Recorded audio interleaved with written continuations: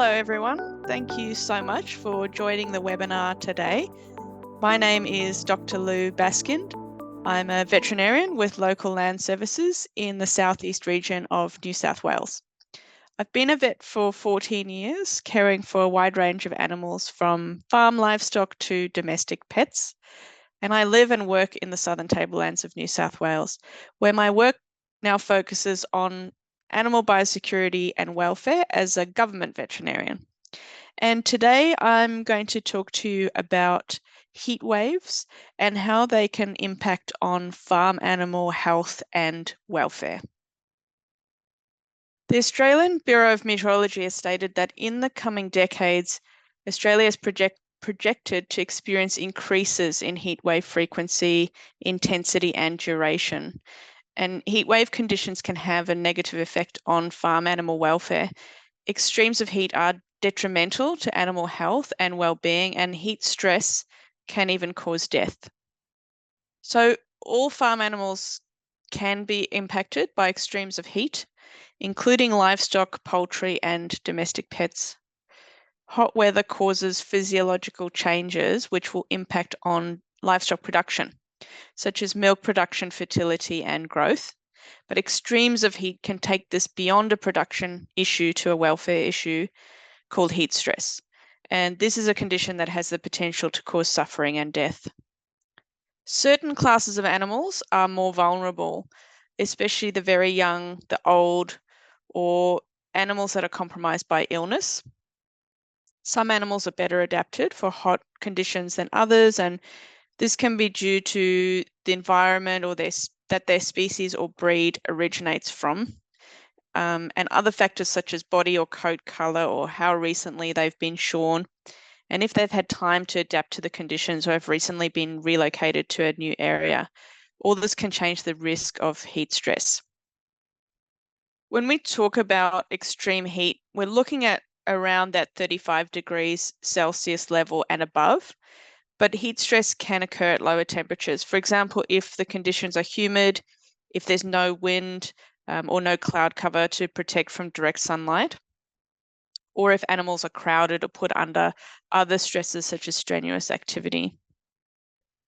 Remember, it's not what the temperature degrees say on your phone's weather app, it's the temperature that the animals are experiencing in the paddock or on the farm. And there are a lot of things that are actually within your control at the paddock level. So simple infrastructure and planning can make an enormous difference to the well-being of farm animals in extreme heat. And it's essential that if you have animals in your care, you have a plan for hot weather conditions. The absolute essential element is water. So all animals will increase their water intake during hot weather, and the water should be clean and cool, allowing animals to regulate their body temperature by drinking. Some animals will actually refuse to drink warm water, and that's why it's important as well that the water is cool. So checking the temperature of the water on hot days, is it cool to touch? If not, in an urgent situation, you want to place temporary troughs or buckets of water in a shaded area and check them regularly, and then install a more permanent solution as soon as it's practical. Concrete troughs tend to keep water cool, whereas water is more likely to get hot in plastic or metal troughs.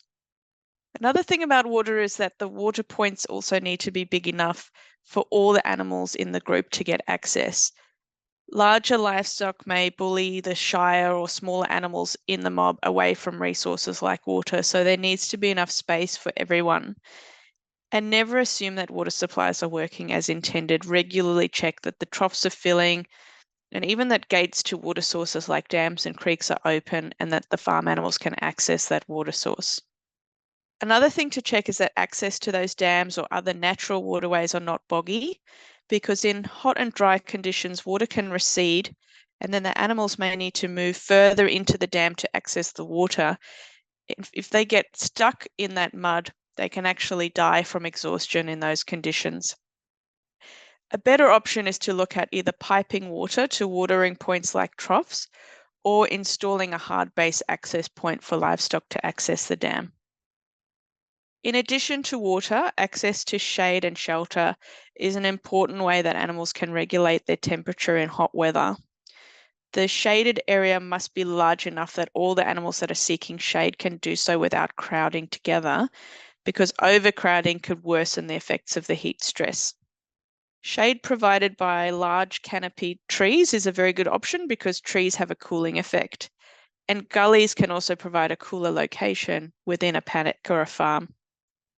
If trees have been planted too recently to provide adequate shade, constructed shelters with shade cloths or roofs can also protect from direct sun.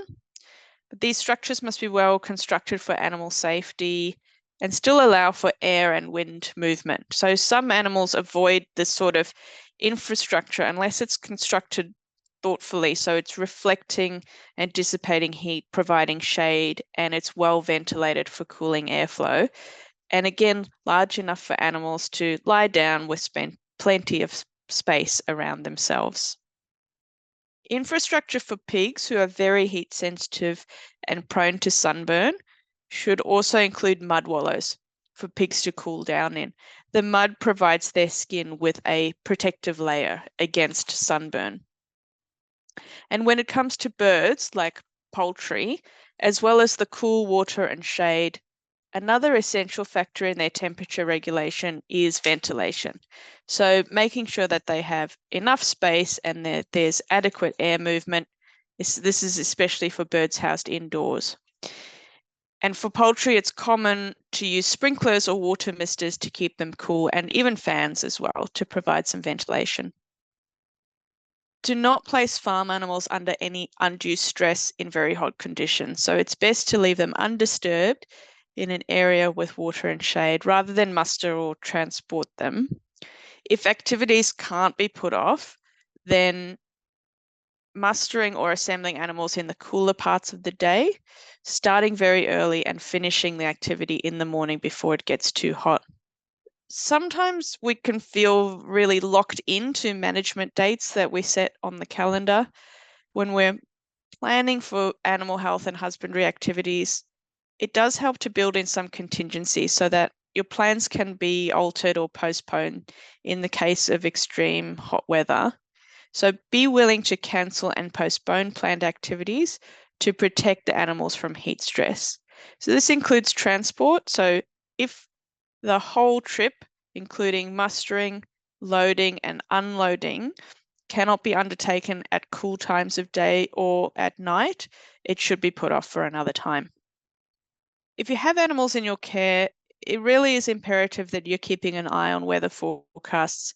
And if hot weather is predicted, be sure you'll be able to check on your animals at least once or twice a day. And if you can't check them yourself, you need to make arrangements for someone else to be checking them. Animals in hot weather will all tend to drink more and eat less. But when things start to worsen to the point of heat stress, they will start to appear unwell. So signs like increased breathing rate or breathing effort, panting, listlessness. And then beyond this stage of distress, animals can become weak or collapsed, unconscious, or even die. Now, hopefully it doesn't come to this thanks to all your preparation, but if you see animals in this state, try and move them slowly and carefully to a cooler place, a shadier place if possible, and try actively cooling them with cool water if they will tolerate it. Keeping stress and excitement low, you don't want them to get worked up any further. This is a time where you should be seeking further advice from your veterinarian. And if you cannot treat that animal quickly and effectively, be prepared that euthanasia or humane destruction will be the kindest option. With projections of more frequent, more intense, and longer lasting heat waves in the coming years, take action now to plan your farm setup, infrastructure environment, and your activities to minimize the impact to farm animals' health and well-being. If you're looking for more information on this topic and other animal health and welfare topics, you can contact your local land services at the web address on the slide there. Thank you so much for joining the webinar today. I hope it's given you some information and tools to prepare for heat waves and protect your farm animals. If you'd like more information, you can head to our website at lls.nsw.gov.au or head in to your nearest New South Wales Local Land Services office.